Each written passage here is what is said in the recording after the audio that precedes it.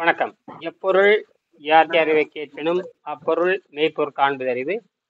எப்பொருள் எத்தன்மையாயினும் அப்பொருள் மெய்ப்பொருள் காண்பது அறிவு. அங்க பரிசோதனையை பார்த்தேன்.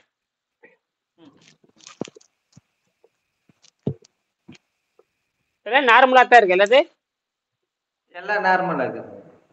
இப்ப மனநிலை எப்படி இருக்கு? மனநிலை மனநிலை இன்னும் ஒரு நாளைக்கு ஒரு விதமா சேஞ்ச் ஆயினே இருக்குது. ஒரே நிலையில இல்ல. அது மாறணும். மனநிலை மாறணும். என்ன? மனநிலை மாற வேண்டும். மனநிலையில தெளிவா வரணும். மனநிலை சரியா இருக்குன்னு சொல்லணும். என்னது? ரத்த இப்ப சிறுநீர் ரத்தம் நார்மலா இருக்கு, எந்த நோயும் கிடையாது. என்னது? எந்த நோயும் இல்ல. நோய் இருந்தா இந்த பழைய சிம்டம் காட்டும் இல்லை உங்களுக்கு. என்னென்ன சிம்டம் அதெல்லாம் எழுதி வைக்கணும். இன்னைக்கு ரிப்போர்ட்ல எழுதிருங்க. புரியுதா? இந்த 60 நாளா நடந்திருக்கு இல்லையா? 60 நாளா நடந்ததெல்லாம் எழுதி வைக்கணும். அதெல்லாம் எழுதிருக்கீங்களா இல்லையா? எழுதுறேன். உங்க மனநிலையை எழுதணும். என்னது? மனநிலையை எழுதணும்.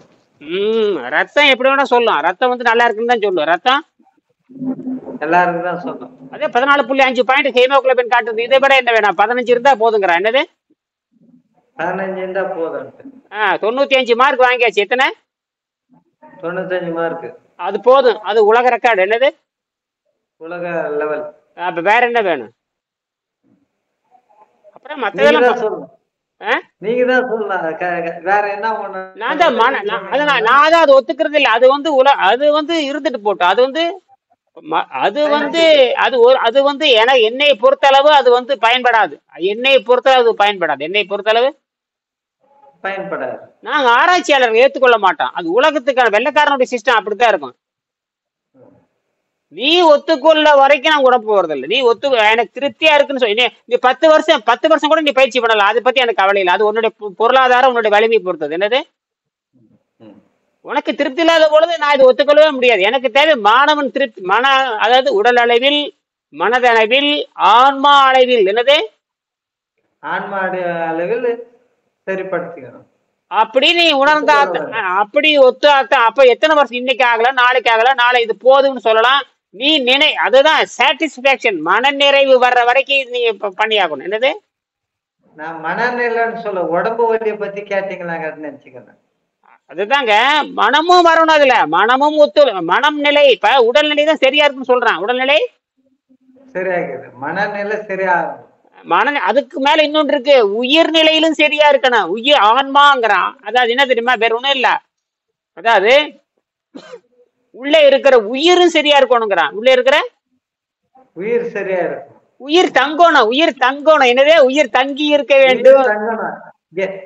லக்கடி மாதிரி பிடிச்சுக்கணும். குதிரைக்கு கடிவாளம் மாதிரி அது கெட்டே பிடிக்கும். அது உங்களுக்கு என்ன உரிமைனா 100 ஆண்டுக்கு உயிர் போகாதான்னு உனக்கு உறுதி வரணும். என்னது? எனக்கு உறுதி வரணும். கடிவாளம் இந்த குதிரையை நான் சவாரி பண்ணுவேன். அந்த ரிப்போர்ட் வணக்கம். அந்த ரிப்போர்ட் இன்னைக்கு கூட ஒண்ணு படிச்சு பார்த்தேன். என்ன சொல்றான்னா, விட்டமின் டி பத்தி படிச்சு பார்த்தேன். விட்டமின் கூட போட்டிருக்கேன் பாருங்க. விட்டமின் டி உப்பு சாப்பிடறனாலயோ, அது வெயில்ல ஒரு பொருள் வச்சிருக்கனால வரப்போறது இல்ல. இப்ப சில பேர் சொல்லுவாங்க உப்பு சாப்பிடறனால வருது. அதெல்லாம் கிடையாது. இப்போ ஒரு தாவரம் சாப்பிட்டா, ஒரு தாவரம் சாப்பிட்டா அதுல ஏறுது. அப்ப இந்த தாவரம் சாப்பிட்டா உப்பு சக்தி ஏறும், இந்த தாவரம் சாப்பிட்டா வைட்டமின் டி. அதெல்லாம் அடுப்புல பொய்க்கு அடிப்படையே பொய். அதாவது கீரை சாப்பிட்டு நல்லா புரிஞ்சுக்குங்க. கீரை சாப்பிட்டா வைட்டமின் சி ஏறும், இன்னொரு காய் சாப்பிட்டா வைட்டமின் பி ஏறுங்கிறது அடிப்படை பொய். அடிப்படை பொய். என்ன? வைட்டமின் டிக்கான கீரை உலகத்துல கிடையாது. வைட்டமின் டிக்கான கீரை உலகத்துல இல்ல. அப்புறம் என்ன? அப்புறம் வைட்டமின் டி ஏறுதுங்கிற என்ன சொல்றான்னா, இந்த கதிர்வீச்சு இருக்கு இல்லையா? சூடு கதிர்வீச்சு. இந்த சூடு கதிர்வீச்சு தோல்ல பட்ட உடனே அது தூண்டி கொடுக்குதாமா. என்னது? தூண்டி கொடுத்தா இந்த வைட்டமின் டி இதுவே தயாரிச்சுக்குதாமா. எது தயாரிச்சுக்குது? அதே தயார் பண்ணி. இப்படி தாண்ட முண்டை எல்லாமே தயாரிச்சு. நாங்க இப்படி தாண்ட முண்டை எல்லாம் A B C D E F கோத்தங்கோமா எல்லாம் இதே உடம்பு தயாரிச்சுக்குது. என்னது? இதே உடம்புதான் தயார் பண்ணிக்குது. நீ இப்ப சொல்ற முண்டம் உன்னை கேட்டாடா வைட்டமின் டி தயாரிச்சுது. அட அறிவட்ட முண்டமே. இது உலகம். இது பரிணாமத்துல இயற்கைக்கு தெரியடா முண்டோன், இயற்கைக்கு தெரியுமடா முண்டோன். இன்னைக்கு வந்து சாட் ஜிபில கடுமையா நீ விவாதம் பண்ணிருக்க. அறிவு கட்ட மட்டும் உனக்கு தப்பு தப்பா மண்டையில ஏத்திருக்காங்கடா நான் சொன்னேன். சாட் ஜிபி தடுமாறுது. இது பாரு, இந்த மாதிரில உனக்கு மண்டையில தப்பு தப்பா எழுதிருக்க, ஒழுங்கா எழுதுறான்னு சொன்னீங்க. நான் சொல்றது எழுதுறா அப்படின்னா, நான் சொல்றதுன்னா இது கிழக்கு நாட்டு தத்துவம், நீ மேற்கு நாட்டு தத்துவத்தை சொல்லிட்டே இருக்கிற. நீ நோயை குணமாகுதுன்னு சொல்லி எந்த நோபல் பரிசு விஞ்ஞானியாவது நோய் இல்லாம செத்துருக்கானான்னு கேட்டேன், பதில் இல்லை. சரி, மாவு கொழுப்பு புரதத்தை வைத்துக் கொண்டு ஆராய்ச்சி பண்ணி மாவு கொழுப்பு புரதம் சாப்பிட்டா தான் நோய் நல்லாகுன்னு எவனாச்சும் நிரூபிச்சிருக்கானா? அதுவும் இல்லை. அப்புறம் எப்படி ஆரோக்கியம் வரும்? சாட் ஜிபில கேட்டேன், ஆமா இல்லைன்றா. அப்ப தெரியுதுல மூடிட்டுறா அப்படின்ட்டு நான் கடுமையா விவாதம் பண்ண அதுவே கோபப்படுது. என்னது கடுமையா கோபப்படுது? இன்னும் கடுமையா பேச வாய மூடுறாலும் சொன்னபடி செய். அப்ப திருத்தி எழுது. அதாவது நீ திருத்த வேண்டாம், கிழக்கு நாடு இப்படித்தான் கேட்கணும். அதாவது நீ மேற்கு நாட்டு தத்துவத்தை அப்படியே வச்சுக்கோ, மேற்கு நாடு அப்படியே வச்சுக்கோ. நான் சொல்றது மேட்ச் பண்ணி பாடுறான்னு. நான் சொல்றது நான் சொன்ன எங்க நாட்டுல இருக்கிற மாணவர்களுக்கு நோய், சக்கரை நோய் நல்லா ஆகுது, மூட்டுவலி நல்லா ஆகுது, முழங்கால் வலி நல்லா ஆகுது, எல்லாம் ப்ரூஃபா எங்களுக்கு இருக்குது. ஏன்னா எங்களுக்கு மனம் திருப்தி அடைகிறது இல்ல. என்னது எங்களுக்கு மனமும் திருப்தி அடைகிறதுல, உயிரும் திருப்தி அடைகிறதுல. நீ சொல்ற மாதிரி பார்த்தா நோயெல்லாம் 6 மாசம் நல்லாகுது, 10 நாள்ல நல்லது பண்ணி விட்டுறான். அதெல்லாம் இங்க பிரச்சனை. நீ நோயே நல்லாகாதுங்கிற. நோயே நல்லா சக்கரை நோய் நல்லாகுது, மூட்டுவலி நல்லாகுது, முழங்கால் வலி நல்லாகுது, வரைக்கும் எது நல்லாகாதுங்கிற. நீங்களது மட்டும் நல்லாகுது. அப்படி என்ன அப்படின்னா, அதனாலதான் இவர் என்ன சொல்றாருன்னா, தண்ணீரும் காய்கறிகளும், தண்ணீர்னா சாதாரண தண்ணீர், குடிநீர் தான். நம்ம மழை நீர்னு வச்சுக்கலாம், அவ்வளவுதான். அவன் வசதி தன்மை வேற மாதிரி குடிக்கிறீங்க. மழை நீர்னா வச்சுக்குவோமே, வானத்திலிருந்து வர்றது, அது ஆத்துல போகுது, குடிச்சு வச்சுக்கிறா, கிணத்துல இருக்குது. இன்னைக்கெல்லாம் ஆர்ஓ வாட்டர் வந்தாச்சு. இன்னைக்கெல்லாம் யாரு தண்ணி நம்பர் ஆகாம வீட்லயே 10,000 ரூபாய் போட்டு ஆர்ஓ வாட்டர் வச்சுக்கிட்டான். என்னது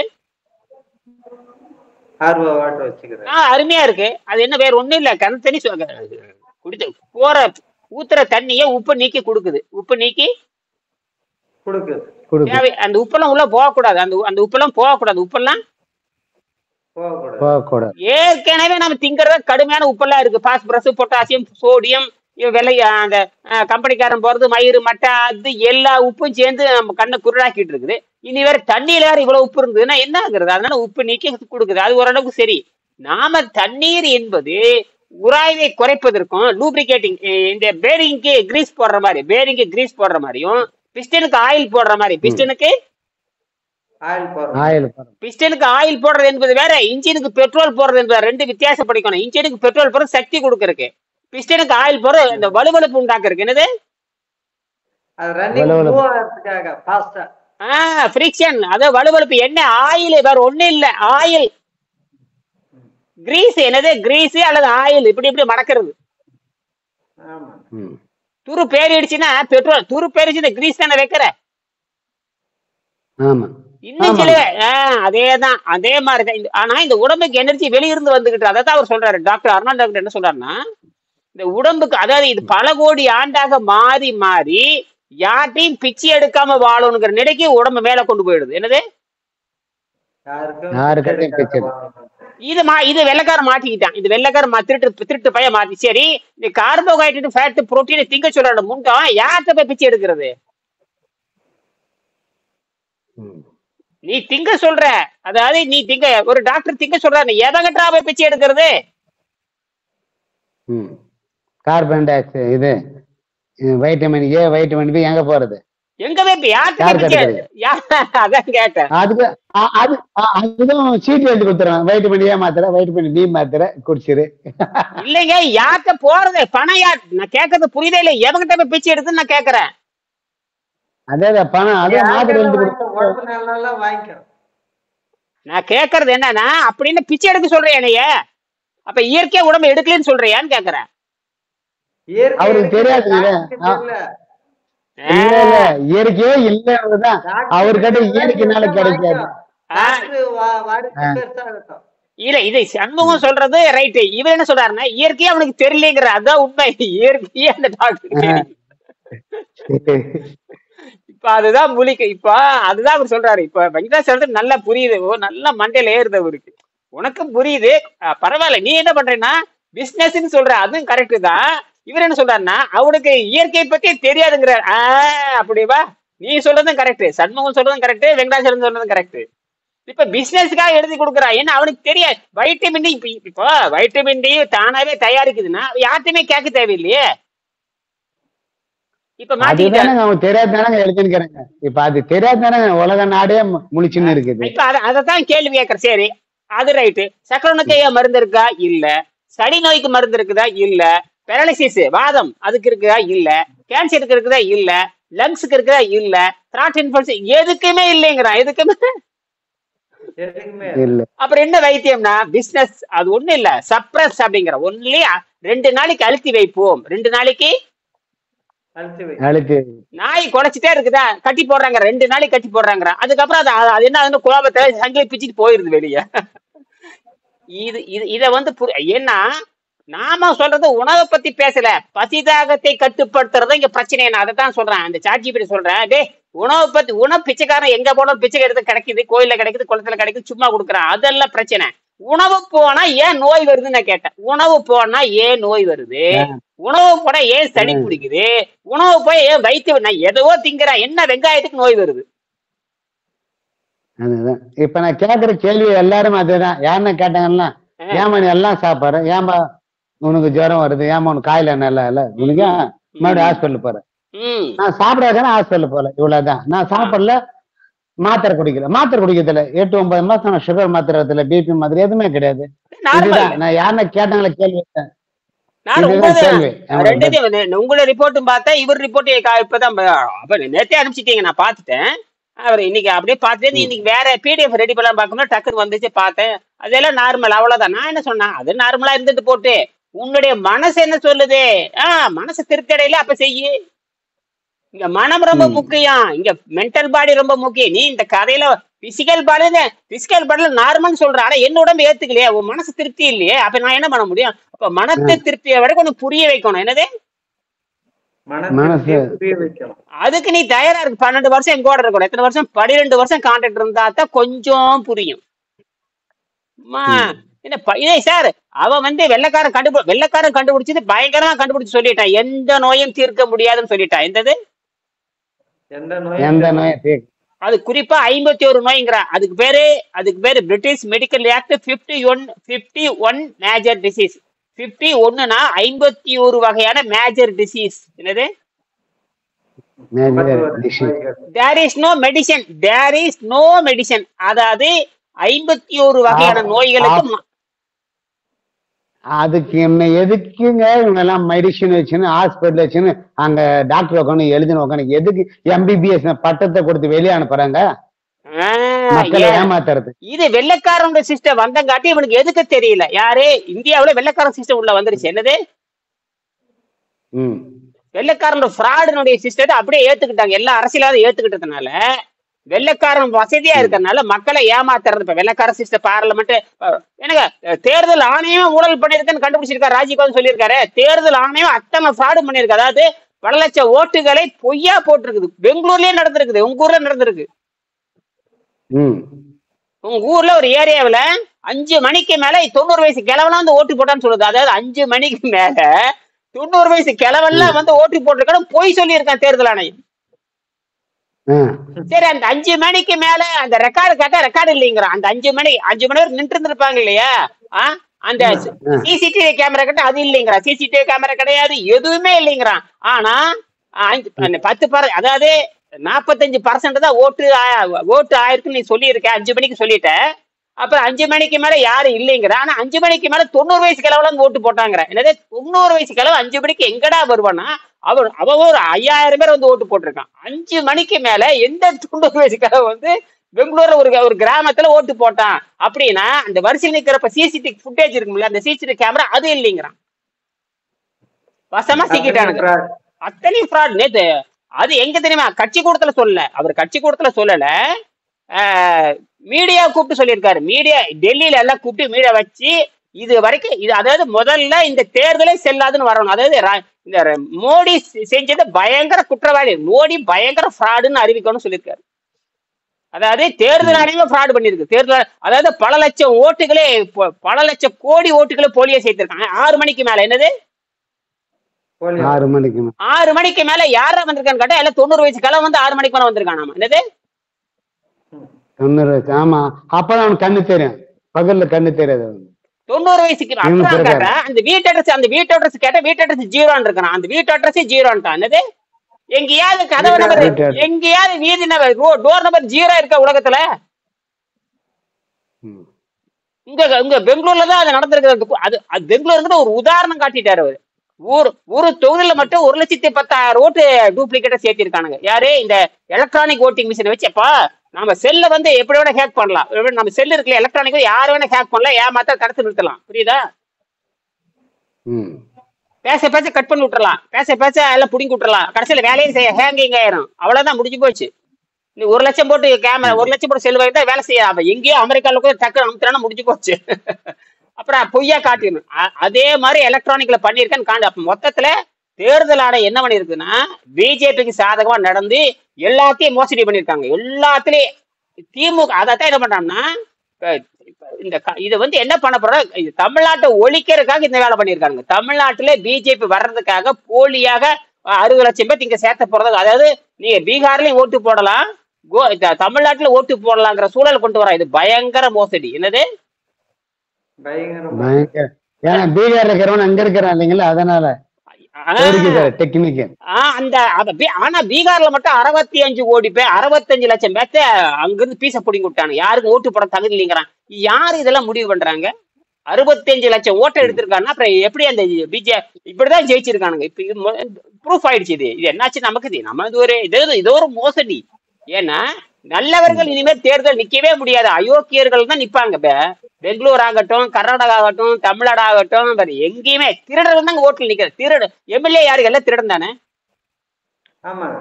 எம்எல்ஏ எம்பி இந்தியாவில இருக்க அத்தனை எம்எல்ஏ எம்பி 95 பேரும் ஃப்ராடு தான். 95 பேரும் தமிழ்நாடு உட்பட, தமிழ்நாடு, கேரளா, ஆந்திரா 33 மாவட்டம், 33 ஸ்டேட்டுக்கு அத்தனை பேரும் அயோக்கிய பயலுக்கு தான். அது மட்டும் இல்ல, கற்பழிப்பு ரேப் அட்டெம்ப்ட் எல்லாம் பார்லிமெண்ட்ல இருக்கிற 40% எல்லாம் கற்பழிப்பு ரேப். அது பிஜேபி காரன் பூரா அப்படித்தான் இருக்காங்க. அதுக்கு ரேஜுவல் ரேவன்னா அவன் சாட்சி பாருங்க. மானம் கட்டு, மரியாதை கட்டு. சரி, இப்ப இதெல்லாம் இருந்துகிட்டு போட்டு இதெல்லாம் வந்து யாரு பண்ணுவான்னு கேட்டா, அந்த பெருங்குடலும் ரத்தம் கெட்டு போயிட்டா எல்லா தப்பும் பண்ணுவான். பெருங்குடல் என்ன பிச்சை எடுத்தே வாழ்ந்த பழக்கம். என்னது ஏன்னா அந்த வயிற்றுக்குள்ள வாய் ருசி, வயிற்று, சொகுசு வாழ்க்கை, இன்பகாரமா வாழ்க்கை, மாய வாழ்க்கை. அவன் வாழ்றது 60 வயசு 70 வயசு கூட இருக்க மாட்டான். அதுக்குள்ள இந்த கற்பனை பண்ணிக்குவான். இவ்வளவு சொகுசா இருக்கணும், அப்படி இருக்கணும், இன்பமா இருக்கணும், தொட்டா அப்படி வரணும், அப்படி தொட்டா வரணும், நடக்காம நினைக்காம ஏதாவது நடக்கணும், கால் வந்து தரையில படக்கூடாது. இப்படி எல்லாம் சொகுசு வாழ்க்கையை வாழ்றதுனாலதான் ஏதாவது குற்றம் கண்டுபிடிக்க கூடாதுங்கிறதுக்காக இந்த தர்ம செலவு அத்தனை கிரிமினல் வேலை பண்றானுங்க. சொகுசு வாழ்க்கை போயிருங்க. என்ன வாழ்க்கை? சொகுசு வேலை ரொம்ப நாளைக்கு இருக்கு, ரொம்ப நாளுக்கு தக்க வைக்க முடியாது. இப்ப அவன் இப்ப ஆட்டம் காணும் பாருங்க. நீ ஆட்டம் ஆட போகுது. இன்னும் எப்படி இன்னும் 2, 6, 7 மாசத்துல ஒரு ஆட்டம் வந்துடும். ஏன்னா இனி திருடர்கள் ஒவ்வொன்றா வெளியே வரவர் என்ன பண்ணியிருக்கான்னு கேட்டீங்கன்னா, இப்ப எஸ்ஐடி வந்து அவ்வளவு தூரம் பதில் சொல்லி நிறைய எலும்பு வந்து இன்னும் வந்து அடுத்து 32 இடத்துல தோண்ட போறாங்க. அது மட்டும் இவனுடைய இப்ப அரசாங்கத்துக்கு சொந்த இடம், கோயிலுக்கு சொந்த மாதிரி எல்லா இடத்துலயும் நோண்ட போறானுங்க. எல்லா இடத்துலயும் நோண்ட போறாங்க. நீ ரேடார் வச்சு நான் பார்க்க, இனிமேல இந்த கமிட்டி இந்த ரேடார் வச்சு எல்லா பக்கம் பார்க்க போறாங்க. எல்லா ஏரியாவும் அந்த 6 கிலோமீட்டர் 7 கிலோமீட்டர் சுத்தியுமே டக்குன்னு பார்த்துட்டு அங்கங்க ஜேசிபி தோண்டி எடுத்து போட்டே போக வேண்டிய. மொத்தத்துல அது பிணவாக அடிச்சிட்டு இருக்கு. இனிமேல் யாரும் அங்க போகவும் மாட்டாங்க. போனாலும் முடிஞ்சு போச்சு, அவ்வளவுதான். உனக்கு குடும்பத்தோட போனீங்கன்னா புள்ள மட்டும் அழகா இருந்தா அப்படியே முன்னாடியே குடும்பத்தோட தூக்கிட்டு போயிடுவானுங்க. அவனுடைய அடிச்சு பெற்றோர்கள் அடிச்சு அங்கேயே போட்டு யார மட்டும் எடுத்துட்டு போயிடுவான். நீ என்ன பண்ணுவ? நீ என்ன பண்ண? அப்ப அதுக்கு பேசாம என்ன பண்ணலாம்? சும்மா ஒரே இடத்துல இருக்கிற வீட்டுல இருக்கலாமே. வாய மூடிட்டு அங்கேயே இருக்கு. கடவுளுக்கு வரமாட்டேன். உங்க வீட்டு கடவுள் வரமாட்டாரா? எங்கிட்ட இருக்கிறாரு கடவுள். உங்ககிட்ட அதுதான் உண்மை. இதுதான் எங்கிட்டே இருக்கிற கடவுள். அது என்ன ஜாதிக்கு ஒரு கடவுள் இருக்கு? எங்கேயாவது உலகத்துல ஜாதிக்கு ஒரு கடவுள் இருக்குமா? கிறிஸ்டியனுக்கு ஒண்ணு, ஏதோ முஸ்லீமுக்கு ஒண்ணு, இதெல்லாம் இருக்குது இல்லையா குருவே? அது ரைட்டு. அப்படி கடவுள் அப்படி எல்லாம் இருப்பார். கடவுள் ஒருவரேங்கிற அது நாம ஒத்துக்கிறோம். கடவுள் ஒருவரேங்கிற அப்புறம் என்ன உனக்கு ஆளுக்கு ஒரு கடவுள் வச்சுக்கிறாரு அறிவு கட்ட முண்டங்களா? கடவுள் ஒருவரேங்கிறார் ரைட்டு.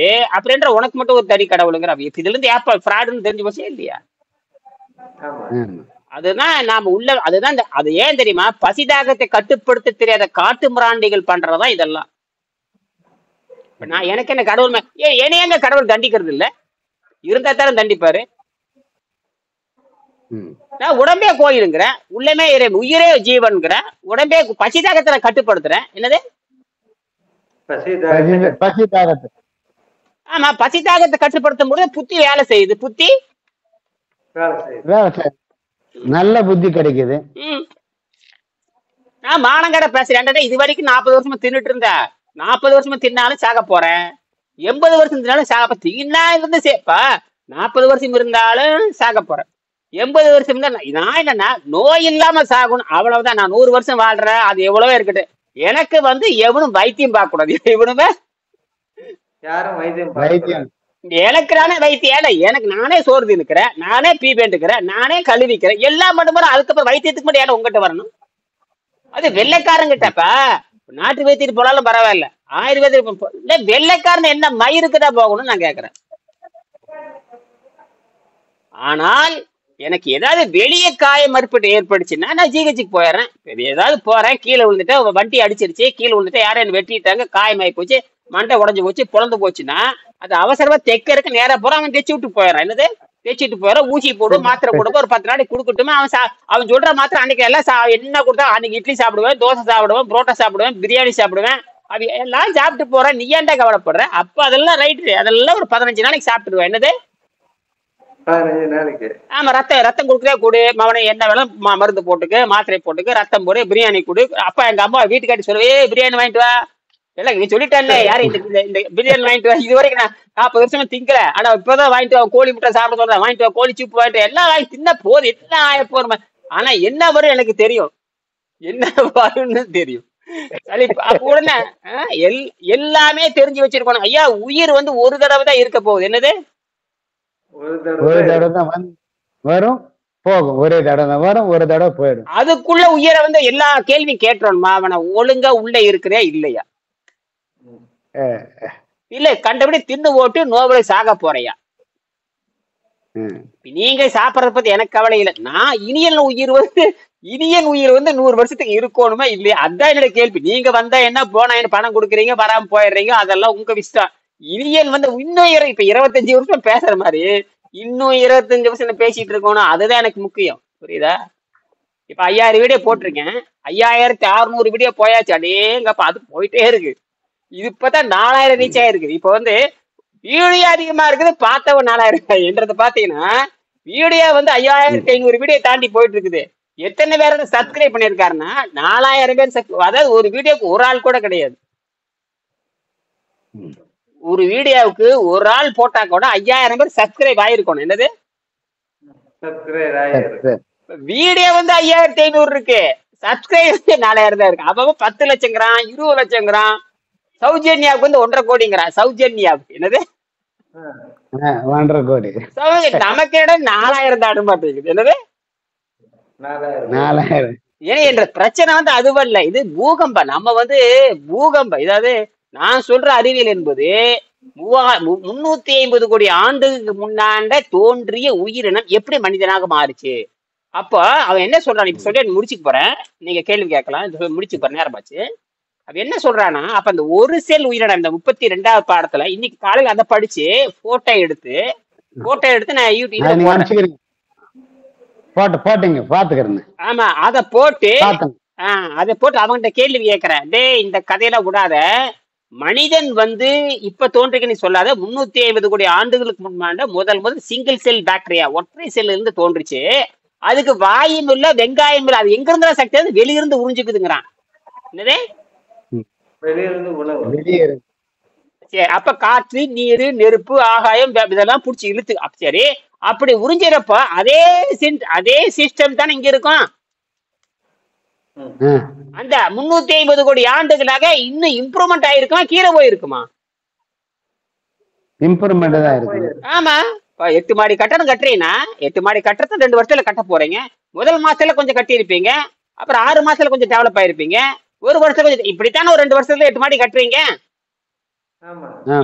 இதே மாதிரிதான் அந்த 309 கோடி ஆண்டுக்கு முன்னாடி பேசிக்கா அங்கிருந்து சக்தி எடுத்துருக்கிறது, வெளிச்சத்துல இருந்து. அப்ப வாய் இல்ல, வயிறு இல்ல, எதுவுமே கிடையாது. அப்போ வெறும் உணர்வு மட்டும்தான் இருக்கு. வெறும் தொட்டா நெகலியும். அப்ப எப்படி மரத்துக்கு மரம் இருக்கு இல்லையா, மரம் செடி கொடிக்கு உணர்வு உண்டுன்னு கண்டுபிடிச்சாங்க, உயிர் உண்டுன்னு கண்டுபிடிச்சு தமிழர்கள் ஏற்கனவே எழுதி வச்சாலும் கூட, ஜெகதீஷ் சந்திர போஸ், மேற்கு வங்காளத்தை ஜெகதீஷ் சந்திர போஸ் என்ன பண்ண, ஜெகதீஷ் பெரிய சயின்டிஸ்ட் ஜெகதீஷ் சந்திர போஸ், அவர் தான் ரேடியோவை கண்டுபிடிச்சது. அவர் தான் ரேடியோவுக்கான பேசிக். மார்கோனி ரேடியோ கண்டுபிடிச்சாரு அப்படின்னு சொல்ற அட்டமான பொய் அது. கடைசியில கண்டுபிடிச்சிட்டானுங்க, அவன் பொய் சொல்லியிருக்கான்னு தெரிஞ்சு போச்சு. அவனு நோபல் பரிசு வாங்கிட்டான், அது வேற. ஆனா எங்க இருந்து திருடி இருக்கான்னு கேட்டீங்கன்னா, இந்தியாவில இருந்து திருடி இருக்கான். யாரு? மார்கோனி. ஜெகதீஷ் சந்திர போஸ்னுடைய அந்த ரகசிய கண்டுபிடிப்பை காப்பி அடிச்சு அவர் பேரையே பயன்படுத்த, நான் எப்படி மூச்சுக்கு மூச்சு வெங்கடேசன் வெங்கடேசன் சொல்றேன் பாத்தீங்களா, அந்த மாதிரி அவர் சொல்லாம இந்தியாக்காரன் கண்டுபிடிச்சதை காப்பி. அவர் என்ன பண்ணிட்டாருன்னா, ஜெகதீஷ் சந்திர போஸ், எங்க நாட்டு அறிவியல் உலகத்துக்கு பொதுவானது, நாங்க காப்பி ரைட்டர்களுக்கு தேவையில்லை, யாரு வேணாலும் காப்பி அடிச்சுக்கலான்ட்டாரு. யாரு வேணாலும் அதை அடிச்சு என்ன பண்ணிட்டாரு, 1909 நோபல் பரிசு வாங்கிட்டான். யாரு? இந்த மார்கோனி. அப்புறம் கடைசியில் ஆராய்ச்சி பண்ணி பார்த்தா, இந்த ரேடியோவுக்கு அடிப்படை டிசைனை இந்தியாவை சேர்ந்த மேற்கு வங்காளத்தை சேர்ந்த ரவீந்திரநாத் தாகூர் பிறந்த அந்த நாட்டை சேர்ந்த ஜெகதீஷ் சந்திர போஸ், ஜேசி போஸ், மிகப்பெரிய சயின்டிஸ்ட். என்னது? மிகப்பெரிய சயின்டிஸ்ட். அவர் 2 கண்டுபிடிச்சாரு. உயிரை பத்தி ஆராய்ச்சி பண்ணாரு, அதே மாதிரி காந்தத்தை பத்தி ஆராய்ச்சி பண்ணாரு. என்னது? அப்புறம் அவர் தான் சொல்றாரு, அவர் தான் முதல் கண்டுபிடிச்சாரு தாவரத்துக்கு உயிர் உண்டுன்னு சொன்னவரே ஜெகதீஷ் சந்திர போஸ் தான். அதுக்கு தான் அவருக்கு என்ன பண்ணாங்கன்னா, நோபல் பரிசுக்கு இணையான சர்பட்டம் கொடுத்தாங்க. சர் அப்படின்னாவே சார் சார்ன்னு சொல்றோம் இல்லையா, சார் வாங்க சார் போங்க சார், அந்த சர்ங்கிற பார்ட்டியை கிட்டத்தட்ட நோபல் பரிசுக்கு இணையானது. நோபல் பரிசுக்கு இணையானது அது யாரு கொடுப்பாங்க? இங்கிலாந்து இருக்கிற மகாராணிகள் கொடுக்கறது. என்னது? இங்கிலாந்து மகாராணி. ராயல், அதுக்கு பேர் ராயல் சொசைட்டி. என்னது? Royal society. ராயல்ட்டின்னா பெரிய அரசு, அதுல எல்லா விஞ்ஞானிகளும் இருப்பாங்க. ராயல் சொசைட்டிங்கிறது இந்தியாவில இருக்கிற, உலகத்துல இருக்கிற, இங்கிலாந்துல இருக்கிற எல்லா விஞ்ஞானிகளும் அதுல அதாவது நம்ம எப்படி சொல்ற முடியல, தமிழ்ச்சங்கம் சொல்ற, தமிழ்ச்சங்கம் சொல்ற மாதிரி அது அறிவியல் சங்கம். எது? அந்த ராயல் சொசைட்டிங்கிறது அறிவியல் சங்கம். அது நியூட்டன் யார் அந்த இங்கிலாந்துல புகழ்பெற்ற விஞ்ஞானிகள், மத்த நாடு விஞ்ஞானிகள்லாம் உறுப்பினராக இருப்பாங்க. அவங்க சர்பட்டை அவர் கொடுத்தாங்க, நல்ல அருமையா கண்டுபிடிச்சிருக்கேன்னு சொல்லி. உயிர், அதாவது தாவரத்துக்கு உயிர் உண்டு. அப்ப இது வரைக்கும் தாவரத்துக்கு உயிர் உண்டு யாரும் நிரூபிக்கல, இவர் தான், இந்தியா தான் நிரூபிக்கிறார். என்னது? இந்தியா தான் நிரூபிச்சுட்டு என்ன பண்ண, இந்த சர்பட்டம் அங்கிருந்து கொடுக்குறாங்க. சர்பட்டம்னா இப்ப இருக்கிற நோபல் பரிசுக்கு இப்ப பாரத ரத்னா வாங்குறாங்க இல்லையா, அந்த பாரத ரத்னா மாதிரி அது. என்னது? உங்க இருக்காரு CNR ராவ், பாரத ரத்னா. CNR ராவ் மிகப்பெரிய விஞ்ஞானி. CNR ராவ், சிக்கன் ஆக்கிய ராமச்சந்திர ராவ் தான், பெங்களூர் தான் இருக்காரு. அவர் பெரிய அறிவாளி. அவர் நோபல் பரிசு பெற்றாரு, பல PhD வாங்கியிருக்காரு, பல நாட்டுக்கு அவர் போகக்கூடியவர். அந்த மாதிரிதான் இப்ப நான் திருப்பி இங்க வர்றேன். அப்போ அந்த உயிர் உண்டுனா, அந்த உயிர் டெவலப் ஆகி கடைசியில எங்க தப்பு பண்ணுதுன்னா, இயற்கை தப்பு பண்ணுது. என்ன தப்பு பண்ணுதுன்னா, வாய் ருசியும் பசியும் கொடுத்து இவரை மடையனாக்குது. என்னது? பசியும் கொடுத்து உன்னை என்ன ஆக்குது? முட்டாளாக்குது. என்னது? அப்ப உலகமே முட்டாளாயிட்டானுங்க. உலகமே உடனே கார்போஹைட்ரேட் இதுல இருந்து விடுபட்டு நீ ஜெயிச்சு மேல வரவன் தாங்க மனிதன், இயற்கைக்கு ஒத்துட்டு போவோம். அதை கண்டுபிடிச்சவர் யாரு கேட்டீங்கன்னா, இது மாதிரி இருந்ததைத்தான் கண்டுபிடிச்சாரு. இப்ப ஏற்கனவே இருந்ததைத்தான் கண்டுபிடிச்சாரு. ஏற்கனவே இருந்தது அத வெங்கடேசன். ஏன்னா அவரு செத்து போயிருப்பாரு, அவருக்கு பல நோய் இருந்தது. என்னது? பல நோய்கள். அவர் எழுதியிருக்காரு, எனக்கு எல்லா மூட்டு வலி, முழங்கால் வலி, பிரஷர், சர்க்கரை எல்லாம் நார்மல் எழுதியிருக்காரு. இதை விட என்ன வேணும்? நான் அதுக்கப்புறம் தான் எங்கு போனாலும் தண்ணீரை மட்டும் எடுத்துட்டு போவேன். என் உடம்பு நடுநடை பெற்ற உடலாக எப்ப உடல் எடை குறையிலையோ, அதாவது 95 கிலோல இருந்து 93 கிலோ, கரெக்டா பாத்தீங்கன்னா 93 கிலோ இருந்தாலும் ஒரு வட்டத்துக்கு ரவுண்டா இருக்கிறதுக்காக ஃபிகருக்காக சொல்றேன், புரியுதா? கரெக்டா நினைவு வச்சுக்கிறதுக்காக 95 65 கரெக்டா புரியுங்கிறதுக்காக. என்னது? 95 65 95 65 அப்படி பார்த்தே கரெக்டா புரியுங்கிறது. 30 கிலோ. என்னது? 30 கிலோ. 30 95 65 30 தாங்க. 30 தான். 30. 65, 75, 85, 95, 30 தானே வரும். என்னுடைய எடை வந்து 80, 78, 58, 20 கிலோ. கணக்கு போட்டு பார்த்தா 30%. கணக்கு போட்டு பார்த்தா 30%. இப்ப என்னை கூட்டி பார்த்தீங்கன்னா சுமார் சொகுசா உட்காரா எனக்கு 2 கிலோ ஏறி இருக்கும். புரியுதா? வெளியில போகாதனால, வெளியில போற 20 வருஷம் வெளியே போகாத எனக்கு 2-3 ஆரம்ப கட்டத்துல சர்ன்னு குறைஞ்சு கடுமையா அலைவேன், விளையாடுவேன், போவேன், வருவேன். ஒன்னும் இல்ல, தோட்டத்துக்கு போயிட்டு வந்து எனக்கு 1.5 கிலோ குறைஞ்சிடும். தோட்டத்துக்கு போய் ஒரு சுத்திட்டு சைக்கிள்ல 10 கிலோ போகணும். போயிட்டு எடை போட்ட 1.5 கிலோ காணாப்பு. சொகுசா உட்காந்து இருக்கிறப்ப டக்குன்னு 1.5 கிலோ ஏறிடும். அந்த சொகுசா உட்காந்துருந்தா ஷைனிங் ஆயிரும், படபடம் ஆயிரும்.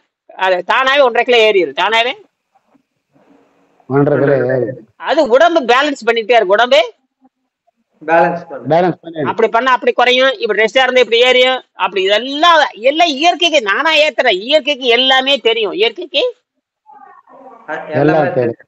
ஆனால் நாம செய்ய வேண்டியது ஒண்ணே ஒண்ணு, அந்த பசிதாகத்தை கட்டுப்படுத்துகின்ற பயிற்சி வந்து உலகத்துல எங்கேயும் கிடையாது.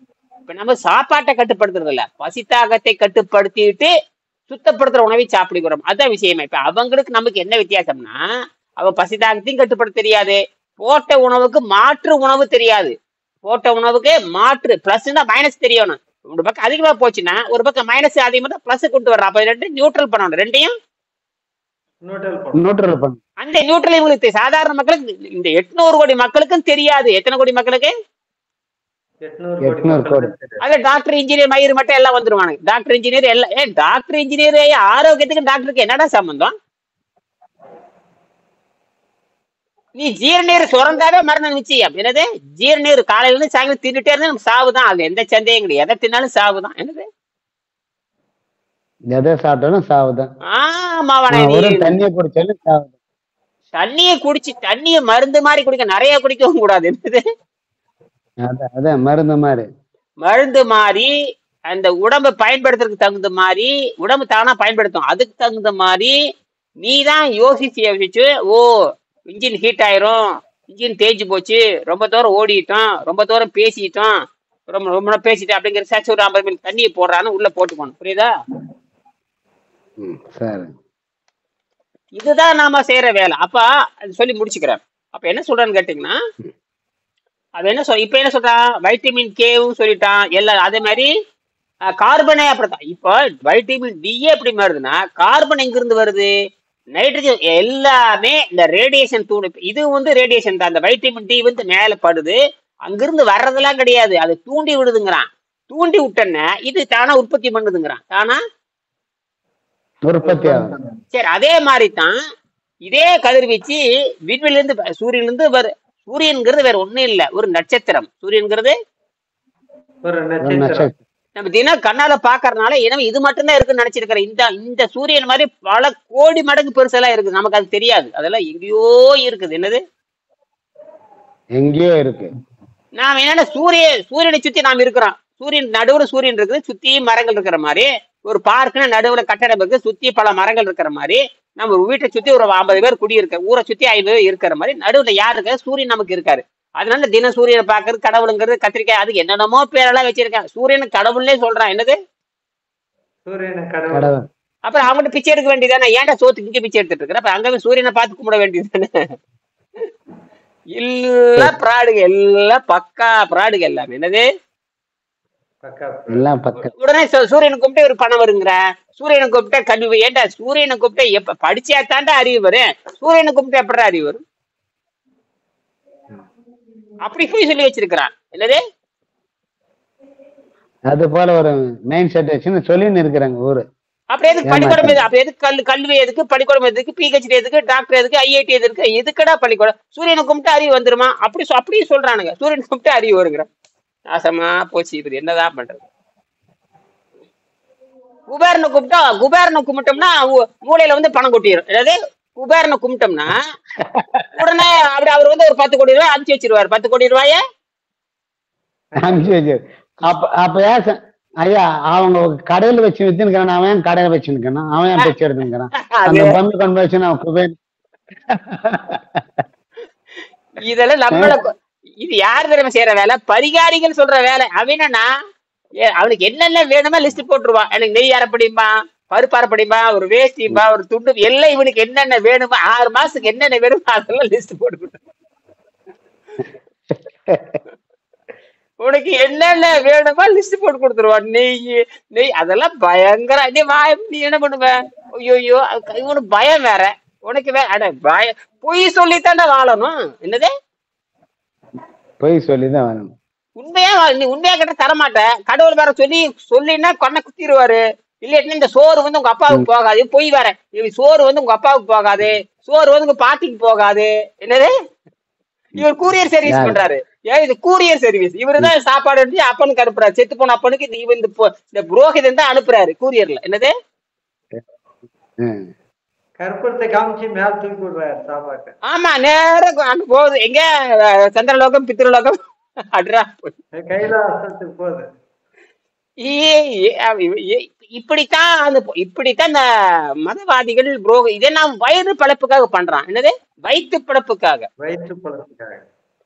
நீ அதை புரிஞ்சுக்கவே இல்ல. நீ என்ன நினைக்கிற? இவர் வந்து வயிற்று பழப்புக்காக போய் சொல்றான். நீ என்ன பண்ற? ஓ சரி, இவர் வீசுற வாடகை உங்க அப்பா எடுத்துக்க மாட்டாரா? செத்து போன உங்க அப்பா எடுத்துக்க மாட்டாரா? அந்த பூசாரி வந்துட்டு உங்க அம்மா ஆத்மா சாத்தியா இருந்தா ஏன் உண்மையான அம்மாவுக்கு பிறந்த போய் நீ இப்படி வடையை தூக்கி போட்டா அம்மா வந்து எடுத்துட்டு போகாதான்னு கேக்குற. இவன் வீசுதான் வடை எடுக்குமான்னு கேட்க. இப்படிதான் காக்கா வந்து வடை எடுக்கணுங்கிறா. சாமி, அம்மா வந்து காக்கா வடிவத்தில் வருது, அம்மா வந்து காக்கா வடிவத்தில் வருதாம்மா. அப்படி வேற இருக்காது. அம்மா வந்து காக்கா அதே பாவிகளா. இதெல்லாம் எதுக்குன்னா இதுதான் பிசாசனுடைய வேலை, மந்த புத்தி. நான் வந்து அதை தப்பு சொல்ல மாட்டேன். அது உனக்கு எங்கடா போச்சு புத்தி? அதனால எதையும் நம்பாத. அது ஏன்னா அறிவு. அதான் வள்ளுவர் சொல்லுவாரு, ஐயத்தின் நீங்கி தெளிந்தார்க்கு வையத்தின் வானம் மனை தொடித்தம்பர். ஐயம் நீங்க வேணும்னா உங்களுடைய சந்தேகம் நீங்கணும். மனதில் இருக்கிற சந்தேகம் போகணும். இந்த உடல் சந்தேகம் போறதை விட்டு போட்டு மன சந்தேகம். உடல்ல ஏற்படுகின்ற மாற்றம், பசி தாகம் எல்லாமே தான். கண்ணுல ஏற்படுகின்ற தாகம், மூக்குல ஏற்படுகின்ற இதுவும் கரெக்டா இருக்கணும். சுவாசம் சரியா இருக்கணும், கண்ணு தெளிவா இருக்கணும். இப்ப காது ஒழுங்கா கேட்கணும். இப்ப இதுக்கு முன்னாடி காது ஒழுங்கா கேட்காம இருந்திருக்கலாம். மூக்குல சுவாசம் சரியாம இருந்திருக்கலாம். சுவாசம் சரி, இப்ப அதெல்லாம் கரெக்ட் ஆயிட்டு வரணும். சுவாசம் கரெக்டா கண்டுபிடிக்கணும். சுவாசத்தை பின்ன நோய் வந்துட்டு முதல்ல நோய் வந்துட்டாவே சுவாசம் போயிரு. மனம் தெரியாது, ஒரு ருசியும் தெரியாது, ஒரு மயிரும் தெரியாது. நீ பிரியாணி தின்னா கூட ஒண்ணும் தெரியாது. பிரியாணி தின்னா கூட சரிங்க. சில பேருக்கு இன்னும் அந்த மூக்கினுடைய ஸ்மெல் என்ன பண்றேன்னு தெரியலன்றாங்க வீட்டுக்குள்ள. அவங்க எப்படி இருப்பாங்க? ஒரே வழி, உங்களுக்கு மட்டும் தான் தெரிஞ்சு எனக்கு புரியலன்றாங்க.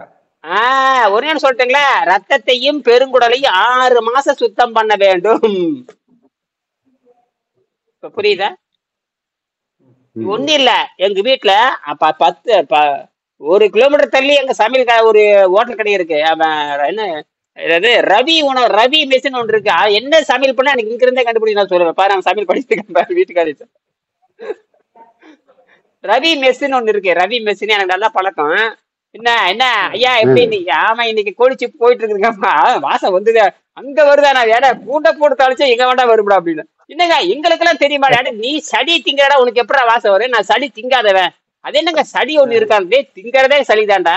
சளி ஏறிச்சுன்னா மூக்குல ஏறிச்சுன்னா அது வாசம் தானே. எனக்கு இயற்கையாக, எல்லா மனிதனுக்கும் இயற்கையாக, ஒரு நாய்க்கு இருக்கிற அறிவு எனக்கு இருக்காதான்னு கேட்டேன். நாய் வந்து 30,000 நாய் உலகத்திலே வந்து அருமையான பிராணி நாய் தான். இந்த நாய் வந்து 40,000 வாடைகளை மனசுல வச்சுக்கோ. என்னது 40,000 வாடைகளை மூக்குல வச்சு பாருங்களேன். நமக்கு ஒரு 10 வாடகை வச்சுக்கிறதே பெரிய சிரமம். அது என்னன்னா அதனாலதான் இந்த தர்மசாலாவில பாத்தீங்கன்னா அத்தனை நாய் வச்சு அது ஒண்ணும் கண்டுபிடிச்சு தர மாட்டேன். இவன் தான் கண்டுபிடிக்கிறேன். அது இப்படி இப்படின்னு ஓடிட்டே இருக்கு. ஒண்ணுமா நான் அத்தனை நாய் போச்சு, ஒரு நாய் கூட நெடுமை கண்டுபிடிக்கல. அப்ப என்ன மானம் கட்ட நாய்? நாயெல்லாம் மோப்ப சக்தி விட்டுருக்கான் பாத்தீங்களா? நானும் பார்த்தேன். இந்த நாய் வந்து ஒண்ணுமே கண்டுபிடிச்சு கொடுக்கல. அது இது ஆமா ஒண்ணு நாய் வச்சு கொலையை கண்டுபிடிக்கிறேன். 10 வருஷத்துக்கு முன்னாடி நாய் வந்து பவர்ஃபுல் தான். ஆனா நாய் வந்து எலும்பை கண்டுபிடிச்சது மாதிரி இந்த 15 நாள் எந்த ரிப்போர்ட்டுமே இல்ல இல்லையே. அப்புறம் என்ன பண்ற? ஒண்ணு நல்ல எஸ்ஐடிக்கு நல்ல வேலை, சரியான பைத்தியம் பிடிக்கிற. அது மட்டும் இல்ல, கிட்டத்தட்ட ஒரு 500 பேர் வேலை செய்யறாங்க. எத்தனை பேரு? கிட்டத்தட்ட 500 பேர். 500, ஆமா, அவ்வளவு பேர் வேலை செய்யறாங்க. அது டாக்டர்ஸ், இன்ஜினியர்ஸ், வெவ்வேறு சயின்டிஸ்ட் எல்லாம் இருக்காங்க. அது ஒரு காலேஜ் ஸ்டூடெண்ட் என்னென்னமோ ப்ராஜெக்ட் எல்லாரும் அந்த department chemistry bio physics chemistry DNA process அது பயங்கரமா போகுது. கிட்டத்தட்ட குறைஞ்ச வச்சு 50 கோடி செலவாகும். போனாலும் பரவாயில்ல மவனை மொத்த பணத்தையும் இவங்க பிடிங்கிடலாம். மொத்த பணத்தையும் பிடிங்கன்னு அவங்க கிட்ட பிடிங்கன்னு பிடிங்கல. ஆமா பின்ன ஒன்னு இடத்துல தான் நடந்திருக்கு. அது மட்டும் இல்ல, அவ என்ன சொல்றான்னு நல்லா புரிஞ்சுக்கணும். தர்மசாலா மட்டும்தான் புனிதம் அப்படின்னா கர்நாடகா புனிதம் இல்லையா? அந்த அறிவு கட்டளை மொத்த கர்நாடகம் புனிதமா தான். மொத்த கர்நாடகம் புனிதம் உள்ளதுதான். என்னது எல்லாமே புனிதமான மொத்த கர்நாடகம் புனிதம். நீ ஏடா ஒன்ற இடத்த மட்டும் புனிதம் சொல்ற? யாரை ஏமாத்துறீங்கன்னு கேக்குற? அப்ப கர்நாடகம் புனிதம் இல்லையா? மொத்த கர்நாடகம் புனிதம் உடையதுதான். மொத்த கர்நாடகம் இருக்கும் புனித மக்கள். புனித மக்கள் நீ எப்படா குறை செய்யலாம்? புனித மக்களை உனக்கு கொலை செய்யற அதிகாரம் யாரு கொடுத்தது உனப்ப? அவங்க என்ன அப்படின்னா நீ என்ன பண்ணணும்? கொலை செய்ய வேண்டாம், உயிரை தற்கொலை பண்ணக்கூடாதுன்னு சொல்லி நீ புத்திமதி சொல்லி திருப்பி அனுப்பணும். புத்திமதி சொல்லி திருப்பி அனுப்பணும். அல்லது அரசாங்கம் என்ன பண்ணணும்? தற்கொலை பண்ணக்கூடாது. இன்னைக்கு கவுன்சிலிங் இருக்குது. தற்கொலை பண்றதுக்கு கவுன்சிலிங் இருக்குது. குடிகாரனுக்கு கவுன்சிலிங் இருக்குது. எல்லாத்துக்கும் கவுன்சிலிங் இருக்குது. எல்லாத்துக்கும் கவுன்சிலிங். சரி, இப்ப நான் என்ன பண்றேன் பாரு, 2 மாசம் உங்களுக்கு கவுன்சிலிங் கொடுக்கறனா இல்லையா? மெடிக்கல் ரிப்போர்ட் எடுக்கிறமே இல்லையா? ஆமாங்க. அது முன்னாடி இருக்க பிரச்சனை குறைஞ்சிருக்குதே இல்லையா? குறைஞ்சிருக்கு. இந்த மாதிரி தானே கவுன்சிலிங் கொடுக்கணும். இதை விட கோயிலுக்கு போட எப்படி கவுன்சிலிங் குறைங்க? கிடைக்காது. கவுன்சிலிங் எப்படி வர? கோயிலுக்கு போன கவுன்சிலிங் எப்படியே கிடைக்கும்? என்னையாவது இந்த மக்களுக்கு அறிவே இல்லையான்னு கேட்கற. கோயிலுக்கு போன யாரு உனைத்த கற்பழிக்கிறான்? கோயிலுக்கு போன கற்பழிக்கிறானு என்னது? சார் அந்த சாமி கற்பழிக்கிறது இல்ல, அந்த சாமி பேரை வச்சுட்டு ஏன்டா கற்பழிக்கிறீங்க கேள்வியே. என்னது கேள்வி? அதுதான். இப்பதான் அங்க போன நம்ம பணத்தையும் இழக்கிறோம், குடும்பத்தையும் இழக்கிறோம். என்னடா கருமாந்திரமா இருக்கு. சரி, இப்ப நான் என்ன சொல்றேன், இப்பதான் நான் கவுன்சிலிங் வர்றேன். அப்போ இது உடல் சம்பந்தப்பட்டதும் அல்ல, மன சம்பந்தப்பட்டது. என்னது? மன சம்பந்தப்பட்ட. அதுதான் சொல்றாரு. சொல்லி முடிக்க போறேன். 100வது பக்கத்துல என்ன சொல்றாருன்னா, டாக்டர் ரிச்சர்ட் சாம்சன் ஒரு பெரிய சயின்டிஸ்ட். அவரு கூட படம் கூட இங்க இருக்கும். இந்த இடத்துல எங்கே வச்சிருந்தேன், கீழே இருக்கு. அவர் அந்த 100வது பக்கத்துல சொல்றாரு, மருந்துகள் மாத்திரைகள் மூலிகைகள் இது மொத்தமா நம்பி இருப்பது தவறு. மொத்தமா நம்பி இருப்பது தவறு. இந்த மொத்த நம்பிக்கையும், அதாவது மாத்திரை நம்ப வேண்டாம்னு சொல்ல, முழுமையா நம்பாதேன்னு அர்த்தம். மாத்திரையை நம்ப வேண்டாம்னு சொல்ல, முழுமையா நம்பாத. ஏதோ ஒரு நாள் போன அவசரத்துக்கு ஒண்ணு சாப்பிட்ட ரைட்டு, ஆனா அதவே நம்பிட்டு இருந்தீங்கன்னா அதைத்தான் சொல்றான். இப்ப ஒரு இடம் போனேன், இந்த மாதிரி மாயையில சிக்க கூடாது. எப்பவுமே ஒரு ருசி கிடைச்சிருச்சுன்னா அந்த ருசியை நம்ப கூடாது. அந்த ருசி அதுவுமே இல்லாம இருக்கிறது எப்படி? இப்ப நான் எலுமிச்சங்காய் சாப்பிட சொல்றேன், ஏன் சாப்பிட சொல்றேன், இதெல்லாம் இருக்க முடியுமா? எலுமிச்சங்காய் இருக்கிறவ வாங்குறேன், இல்லாத ஒண்ணுமா? இல்லாம இருக்கலாம், வாழலாம். அப்போ இயற்கையான சக்தி அப்படின்னா நம்ம எனர்ஜி 20 இப்ப எலுமிச்சங்காய் சாப்பிட்றான் ரைட்டு, பேரிச்சம்பழம் சாப்பிட்ற ரைட்டு, அதெல்லாம் சித்த நேரம் தான் இருக்குது போயிடுது. ஆனா நமக்கு 24 மணி நேரம் எனர்ஜி கொடுக்கறது யாரு? அதுதான் இயற்கை. என்னது? அதுதான் இயற்கை. அது காஸ்மிக்ங்கிறான், அதுதான் விண்வெளிங்கிறான், அதுதான் ஆகாயங்கிறான், அதுதான் கடவுள் அருளுங்கிறான். அதான் கடவுள். அந்த கடவுள் அருள் என்பது ரத்தத்தையும் பெருங்குடலையும் தகுந்த உணவு. இந்த உணவை சாப்பிட்டு தான் நீ ஆரோக்கியம் வரணும். சும்மால இருந்தாலும் செத்து போயிருவீங்க. சும்மா இருந்தா செத்து போகும். இது இப்ப நான் சொல்லிட்டு இருக்கிற மாதிரி நீங்க எதிர்காலத்துல நீங்க உணர்ந்தா சரி, நீங்க அடுத்தவனுக்கு சொல்றீங்களே இல்லையா, முதல் நீங்க ஸ்ட்ராங்கா உணரணும். ஆமா, நீ மெடிக்கல் ரிப்போர்ட் காமிச்சே, இந்த மெடிக்கல் ரிப்போர்ட் காமிச்சே இது கரெக்டா இருக்குன்னு சொல்லிட்டு போயிருவான். என்னது சொல்லிட்டு போயிடுவாங்க உங்களுக்கு. ஆனா உங்களுக்கு என்ன ஆகுது? இன்னும் சாட்டிஸ்பேக்ஷன் வரல. அந்த சாட்டிஸ்பேக்ஷன் வரணும்னா நீங்க தான் முயற்சி பண்ணணும். இதுக்கெல்லாம் இந்த சாட்டிஸ்பேக்ஷன் மருந்துக்கெல்லாம் மருந்து மாத்திரம் கிடையாது. என்னது? மன திருப்திக்கு மருந்து வேணும். பிரியாணி சாப்பிட்டுக்கலாம், சாராயம் குடிச்சுக்கலாம், வேற வந்துக்கலாம். புரியுதா? நல்ல பிரியாணி குடிச்சுக்கோ, நல்ல சாராயம் போட்டு மப்படிச்சு படுத்தீங்கன்னா திருப்தி வந்துருது. அப்புறம் என்ன இதுக்கு மேல என்ன இருக்குது? அதுல திருப்தி கிடைக்கலீங்களே. நிறைய பேர் அப்படித்தானே செய்யறானுங்க. திருப்தி திருப்தி திருப்தின்ட்டு சாராயம். பெங்களூர்ல சாராயம் டாப் சேல்ஸ் பெங்களூர்ல டாப் சேல்ஸ்ங்கிறான். ஆனால் அதெல்லாம் தூக்கி சாப்பிட்றதா இங்க தமிழ்நாடு. நான் பெங்களூர் வந்திருந்தேன், எங்க பார்த்தாலும் பிராந்தி கடை, எங்க பார்த்தாலும் காஸ்ட்லி பிராந்தி கடை. அந்த இதுக்கெல்லாம் போயிருந்தேன், அந்த சில இடத்துக்கெல்லாம் போயிருந்தேன். அந்த காடேஸ்வரா டெம்பிளுக்கு போயிருந்தேன். காடேஸ்வரா டெம்பிள் இந்த தண்ணி ஊத்திட்டே இருக்கு, துரத்தணும் தண்ணி ஊத்திட்டே இருக்கு பாத்தீங்களா? தண்ணி துரத்தணும் ஊத்தி ஆமையெல்லாம் இருக்கு கீழே. ஆமை சொல்லுங்க. ஆமா. காடேஸ்வராவா என்னமோ பெரிய அந்த அது ஒரு பழைய மோண்டேஸ்வரம் காடேஸ்வரா மோட்டேஸ்வரா என்னமோ சொல்றாங்க. தண்ணி ஊத்திட்டே இருக்கு, ஒரு கூஜாம தண்ணி சொல்றன்னு ஒழுதுட்டே இருக்கு தண்ணி. ஆமா. ஏதோ ஊத்துது. ஊத்துல தண்ணி வந்து அந்த எப்ப பார்த்து தண்ணி தீராத தண்ணி ஊத்திட்டு கடைசி கீழே அந்த இதெல்லாம் இருக்கு, குளமாட்டு இருக்கு. நிறைய பேர் வர்றாங்க. அது ஒரு மாதிரி இருக்கும். ஒரு பெரிய மார்க்கெட், அங்க பெரிய மார்க்கெட்டே இருக்கு அந்த இடத்துல. பயங்கரமான பஜார். அந்த காலத்துல அது கூட்டம் எல்லாம் இருந்தது. இப்ப பூரா பஜார் ஆயிடுச்சு, பயங்கர கூட்டம். அது என்னது அதுக்கு எதுக்கால அதுக்கப்புறம் எதுக்கால மாரியம்மன் கோயிலா இருக்கு. எதுக்கால பெரிய நீங்க போயிருப்பீங்கன்னு நினைக்கிறேன். நான் இப்ப பாத்துட்டு வந்தேன். அது என்னமோ காடேஸ்வராவா என்னமோ காடேஸ்வராவா கொம்டீஸ்வரர் என்னமோ பேர் சொல்ற. காடேஸ்வரா அந்த தண்ணி ஒழுது போய் பாத்துருக்கீங்களா? காடேஸ்வரர் போயிருக்கீங்களா இல்லையா? அந்த தண்ணி ஊத்திட்டே இருக்கு பாத்துக்கீங்களா? தண்ணி ஒரு செப்பு கூட ஊத்திக்கிட்டே இருக்கும். கீழே குளம் இருக்கு, ஆமையெல்லாம் இருக்கு. ஆமை மீனெல்லாம் அங்க இருக்கு மச்சி. ஆமை நிறைய இருக்கு. சின்ன சின்ன ஆமை 50 ஆமை அதுல இருக்குது. யாரே சின்னதா ஆமை, சின்னதா ஆமை நிறைய 100 ஆமை இருக்குது அதுக்குள்ள. சின்னதா குளமே வந்து பாத்தீங்கன்னா ஒரு 20க்கு 20 சின்ன குளம் அழகா கட்டியிருக்காங்க. அதெல்லாம் 50 வருஷத்துக்குள்ள கட்ட. எதுக்கு சொல்றேன்னா இதெல்லாம் ஏமாத்து வேலைன்னு சொல்ல வர. என்னது அது எங்கேயா தீர்த்த ஒழுகிட்டு வருது, அது பைப்ல கனெக்ஷன் போட்டு நேர கூஜால போட்டு விட்டான். எப்ப பார்த்தாலும் தண்ணி ஒழுகுதுங்கிற. என்னடே மழையில தண்ணி நின்று போயிரும்டா. என்னது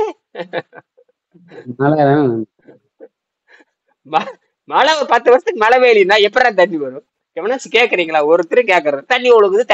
இப்ப என்ன தண்ணி ஒழுகுது? இப்ப தண்ணி ஓடுறதுனால பெங்களூருக்கு என்ன பெருமை? அதே ஊருக்கே சாப்பிட ஓடுதான்னு கேட்டேன். அங்க இருக்கிறவங்களுக்கு வருமானம் பாத்துட்டு அந்த ஆனந்த கிருஷ்ணன், அதாவது அவன் போன் நம்பர் தரேன், எங்க பேசுங்க. நேற்று பேசினா கேட்டேன். நான் சும்மா பேசி பாருங்க. அவங்க ஆனந்த கிருஷ்ணன் பேர். ஆனந்த் தான் அவன் பேர். ஆனந்த் கணேஷ் அவன் பேர். பேரே மறந்து போச்சு. ஆனந்த் கணேஷ். அவன் தான் அந்த விஞ்ஞான கழகத்துல இருக்கான். யாரு விஸ்வேஸ்வரைய சயின்ஸ் கிளப்ல, சயின்ஸ் இதுல அதுல இருக்கான். அவனுக்கு வந்து ஏதோ வயிற்றுல ஒரு பிரச்சனையாயி ஓரளவுக்கு சரியாயிடுச்சு. பிடிச்சி காய்ச்சி விட்டான். ஒரு 6 மாசம் பேசவே இல்லை. பிடிச்சி டே இப்படி இருந்தேன்னா எப்படி நல்லா அப்ப சோறு திங்கிறடா? டே சோறை தின்னு எதவோ தின்னு. சோறு வந்து ருசிக்காக திங்கிறதே தவிர, சோறு வந்து ருசிக்காக திங்கிறது போதைக்காக திங்கிறது. நீ உனக்கு வந்து உன்னுடைய நோயை தீக்காதான்ட்டு. நான் என்னது நோயை தீக்காது. நீ ருசிக்காக தின்னு, பசிக்காக தின்னு, கடையில் தின்னு, அதெல்லாம் பிரச்சனை இல்லை. அது வந்து உன் நோய் எப்படா தீர்க்கும்? அது எப்படிங்க? அப்புறம் அதை தாண்டா அப்புறம் அறிவு கட்ட முண்டமே அப்படியே பேடிச்சு. நான் சொன்னேன், ஏற்கனவே புதுசா 2 பேர் பெங்களூர் பயிற்சி எடுத்துட்டு இருக்கிறாங்க. அவங்களுக்கு ஏதோ பிரச்சனை இருக்குது. எல்லாம் ஒரே பிரச்சனை தான் சொன்னேன். அது என்னடா உனக்கு மட்டும் எல்லாம் ஒரே பிரச்சனை தான்? அதுல நீ சொல்லிக்கலாம், அது மூட்டை வெளியே முழங்கால் பண்ணி வை, இதெல்லாம் ஒரே பிரச்சனை தான். எல்லாமே ஒரே பிரச்சனை. அதனாலதான் தைரியமா அடிக்கிறோம் நாங்க அப்படின்னா. சரிங்க மறுபடியும் வரேன்னா நல்லாதான். என்னடா வருவேன்னா என்னன்னு கேட்டேன்னா, நான் சொல்ற மாதிரி ஒரு 10 நாள் செய்யடா இந்த வயிறு சுருங்கிக்கும்டா அப்படின்னு. ஒரு 80 விழுக்கடு நல்லாயிருச்சு. 80 விழுக்கடு நல்லாயிருச்சு. ஆனால் இன்னும் 20 விழுக்கடு பிரச்சனை இருக்குதுண்ணா. சரி என்னடா சாப்பிட்டா? அரிசி சோறு. அரிசி சோறு நான் கேட்டேன். அரிசி சோறு திங்க சொல்லி எவன்டா சொன்னான்னு கேட்டேன். சரி அரிசி சோறு எப்படா திங்கிறா? வெறும் சோறை திம்பியானா? இல்ல குழம்பு அறிவு வேண்டாம். அப்ப அரிசி சோறு திங்க குழம்பு வச்சுக்குவேன், சட்னி வச்சுக்குவேன், சாம்பார் வச்சுக்குவேன், எல்லாம் வச்சுக்குவேன். அப்புறம் எப்படி திங்கிறது? அப்ப வாய் மூடிட்டு அப்ப ருசிக்கு திங்க. அப்ப எல்லாம் தப்பு. நீ பண்றது பூரா தப்பு. நீ சோறு திங்கிறது என்பது வேறு, ஆரோக்கியம் என்பது வேறுன்னு நான் சொன்னேன். சோறு திங்கிறத பத்தி கவலை இல்லை, ஆரோக்கியம் கிடைக்காது இல்ல. அப்புறம் மூடிட்டு செய்ய வேண்டியதானே? அது எப்படிங்க செய்யறது? அப்ப மூடிட்டு அப்புறம் நீ 100 கோடி செலவுனாலும் நீ எனக்கு வராதேன்ட்டு நான். நீ மாணவன் இல்லடான்ட்டு நான். நின்று சொல்றதை கேட்காத நீ எப்படா மாணவன் கேட்டேன். ஆனா எல்லாம் சுத்தி காமிச்சேன். எல்லாமே வந்து சுத்தி காமிச்சேன். அந்த கடப்பசாமி கோயில் சாமி கீமி எல்லாம் ஸ்கூட்டர்ல ஆகணும்ல. இது கல்யாணமாகாதவன். என்னது கல்யாணமாகாது? தனி குவார்டர்ஸ் வேற, கவர்மெண்ட் குவார்டர்ஸ் வேற. என்னது கவர்மெண்ட் குவார்டர்ஸ்? ஆமா தனியா தான் இருக்கான். இதுக்கு அதுக்கு நல்லா செய்யலாம். எதையும் செலவு இல்லாம ஒழுங்கா செய்யலாம்னா வரமாட்டேங்கிறான். கல்யாணம் இல்ல, கருமா ஒரு அளவும் கிடையாது. ஒத்த ஆள் தான். வாங்குற சம்பளம் அப்படியே மிச்சமாகுது. வாங்குற சம்பளம் எல்லாம் இல்ல, அதெல்லாம் இல்ல, அதெல்லாம் கிடையாது, அதெல்லாம் இல்ல. ஒத்தையால் தான். யாரு அவன் கூட்டாளியே கிடையாது. அதுதான் பவர். என்னது கூட்டாளியா இருந்து இன்னார் செத்து போயிருப்பான். கூட்டாளியா இருந்து முடிஞ்சது கதை. இன்னார் சரியா? அப்போ சரி. மாத்திரைகள் மருந்து 100ஆம் பக்கத்துல எடுத்து முடிக்க போறேன். 100ஆம் பக்கத்துல மாத்திரைகள் மருந்துகள் மூலிகைகள் என்னது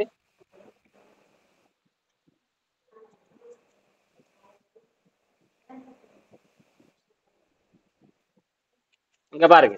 100ஆம் பக்கத்துல 100ஆம் பக்க பேஜ் நம்பர் 175 100ஆம் பக்கத்துல அந்த புத்தகத்துல மாத்திரைகள் மருந்துகள் மூலிகை வைத்தியங்கள் ஆகியவற்றை முழுக்க நம்பி இருப்பது தவறு. அந்த நம்பிக்கையும் பழக்க வழக்கமும் நோயின் அறிகுறிகளை மறைத்து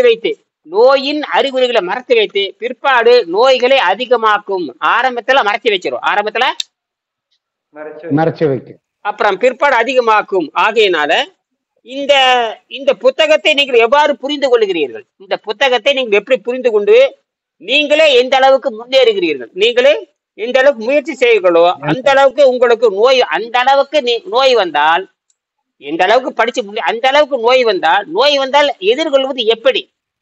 நோய் வந்தால் எதிர்கொள்வது எப்படி என்பதை எதிர்கொண்டு என்று உணர்ச்சி நீங்கள் அடைவீர்கள். நீங்களே உங்களுக்கு வைத்தியராக இருப்பது எவ்வளவு பெருமை. அதாவது உண்மை. அப்ப வெளியில ஒரு காயம் ஏற்படுச்சு டாக்டருக்கு போயிடலாம், அது எந்த ஒரு டாக்டருக்கு போயிடலாம், அது பிரச்சனை இல்ல. வெளியே ஏற்படுற காயத்துக்கு பயமா வெட்டு காயம் ஏற்படுச்சுன்னு அது வேற, அது 15 நாள் இருக்கும், 20 நாள், 1 மாசம் நல்லாயுது. ஆனா உள்ள இருக்கிற பிரச்சனை தானே சாகடிக்குது, உள்ள இருக்கிற பிரச்சனை தான் நம்மள சாகடிக்குது. வெளியே இருக்கிற காயம் வந்து 6 மாசம் நல்லாயிரும், புரியுதா? ஆனால் இதுதானே ஆண்டு கணக்க சாவர வரைக்கும் உள்ள இருந்தாலும் சாகடிக்குது. இது இந்த பகையை நீ முறியடிக்கணும். அது வெளியே ஏற்பட்ட பகை. ஆக்சிடென்ட் வந்து வெளியே ஏற்பட்டுருச்சு, இது உள்ள ஆக்சிடென்ட் இருக்கு இல்லையா, அந்த இன்னர் ஆக்சிடென்ட் வந்து உள்ள ஸ்ட்ராங்கா உட்காந்துருக்குது. அந்த ஆக்சிடென்ட் எப்படி முறியடிக்கிறது? அப்ப அதைத்தான் நம்ம முறியடிக்கிறோம். வெளியே இருக்கிறதுக்கு வந்து தற்காலிகமா பாத்துக்கிறோம், அது நோய் நல்லாயிரும். காயம் பட்டுச்சுன்னா 6 மாசத்துல நல்லாயிரும், 10 நாள் நல்லாயிரும், அந்த காயத்தை பொறுத்தளவு சீக்கிரம் மாறிடும். ஆனால் உள்ளே ஏற்பட காயத்தை யார் குணப்படுத்துவாங்கன்னா இந்த சொந்த டாக்டரா இருந்தா மட்டும்தான். நீரே தான் மருந்து, அதை உணவு அருந்தினாதான் மருந்து, அதை தான் நாமளே தான் குணப்படுத்திக்கணும். அப்படிதான் சொல்லி தானே தான் குணப்படுத்த அது அப்படி தன்னை தானாக குணப்படுத்த முடியும்னு தான் 2016 ஜப்பான் டாக்டர் ஆராய்ச்சி பண்ணி, ஆமாம் இப்படி வயிற்றுக்கு ஓய்வு, அதாவது ஒரு நாளைக்கு நீங்க வாரத்துல 2 தடவையாவது நீங்க என்ன பண்றீங்கன்னா 72 மணி நேரம் வயிற்றுக்கு ஓய்வு கொடுக்குன்னு சொல்றாரு. எத்தனை மணி நேரம்? 72 மணி நேரம். 72. ஆனால் உலகத்துல யாரும் கடைபிடிக்கிறது இல்ல. உலகத்துல யாரும் கடைபிடிக்க. நான் என்ன சொல்றேன்னா, நான் 12 மணி நேரத்துல முடிச்சுக்கலாம், வேணும்னா 24 மணி நேரத்தை முடிச்சுக்கலாம், வேணும் 48 மணி நேரத்தை முடிச்சுக்கலாம், வேணும் 72 மணி முடிச்சுக்கலாம். மாடி இப்படியே பண்ணி இதை நாம மெல்ல செய்வோம்னு முடிவு பண்ணி நாம எடுத்துக்கிறோம். சரியா? சந்தேகம் இருக்கா? நைட் காலையில் பேசலாம். பாக்க.